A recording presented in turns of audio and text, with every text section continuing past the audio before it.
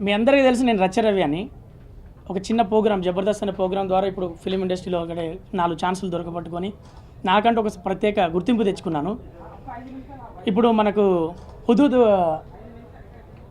ఒక అది తుఫాన్ బాధితులందరి గురించి మీ అందరికీ తెలుసు. దానికోసం అందరూ చేయూతనిస్తున్నారు, కొందరు సాయం చేస్తున్నారు. నేను కూడా సాయం చేసి ఊరుకోకుండా ఇంకో నలుగురిని మోటివేట్ చేసి ఇంకో నలుగురు సాయం చేసేలాగా చేయడం అనేది ఒక ఇనిషియేటివ్గా తీసుకొని నేను ఇప్పుడు మనం దీపావళి జరుపుకుంటున్నాం అందరం కూడా. చాలా సంతోషం, అందరికీ దీపావళి శుభాకాంక్షలు. అలాగే దీపావళి జరుపుకోవడం మన టపాకాయలు కాలుస్తూ ఉంటారు చిన్నపిల్లలు. మనం దీపావళి బడ్జెట్లో మన వంతు సహాయంగా ఒక్క 100 రూపాయలు తీసి హుదూద్ తుఫాన్ బాధితులకు పంపించినట్లయితే అది ఒక మంచి కార్యక్రమంగా నేను తీసుకొని నేను ముందుగా ఒక 100 రూపాయలు నా బడ్జెట్లోకి వెళ్ళి తీశానండి. తీసి సీఎం ఫండ్ రిలీఫ్ ఫండ్ తరఫున పంపించాను.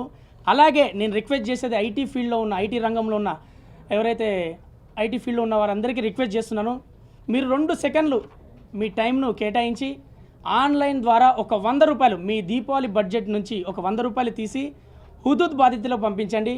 అలాగే పిల్లలు మీరు కూడా మీ పేరెంట్స్తో పాటుగా దీపావళి షాపింగ్ చేసేటప్పుడుగా నాన్నగారు అమ్మగారు ఒక్క 100 రూపాయలు తగ్గించి ఆ 100 రూపాయలను హుదూద్ మరి తుఫాన్ బాధితులకు పంపించండి చెప్పండి. మా మాటగా మీ మాటగా చెప్పండి. అలాగే హౌస్ వైఫ్స్ గృహిణులు మీరు చాలా కార్యక్రమాలు టీవీలో చూస్తున్నారు, వార్తలు చూస్తున్నారు.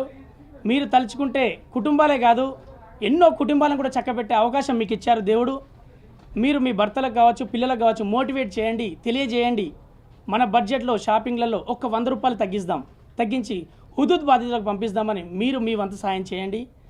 ముఖ్యంగా యువత మీరు తలుచుకుంటే అసలు ఏదైనా చేయొచ్చు. మన యూత్ తలుచుకుంటే ఏదైనా సాధించవచ్చు. హుదూద్ బాధితుల్ని మనసులో పెట్టుకోండి. మీరు ఎంజాయ్ చేయండి, రెస్టారెంట్కి వెళ్ళండి, సినిమాకి వెళ్ళండి, పార్టీలు చేసుకోండి. ఒక్క 100 రూపాయలు తగ్గించి హుదూద్ బాధితుల కోసం మీరు పంపించండి. సీఎం రిలీఫ్ ఫండ్ కింద కేవలం మీరు పంపించే ఒక 100 రూపాయలు సాయం చిన్నదే అక్కడ కొండంతగా మారుతుంది. కలిసి శ్రమిద్దాం, ప్రగతి సాధిద్దాం.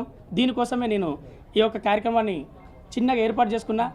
నేను చేసే సాయం చేసి ఊరుకోకుండా మీ సహకారంతో ఒక రూపాయితో మొదలు పెడితే ఎన్నో లక్షలు రావచ్చు, కోట్లు రావచ్చు. నేను అలాగే ఊహించుకుంటున్నా. పెద్ద సాయంగా మనం హుదూద్ బాధితులకు అందజేద్దామనేది నా కోరిక. అంతేనండి.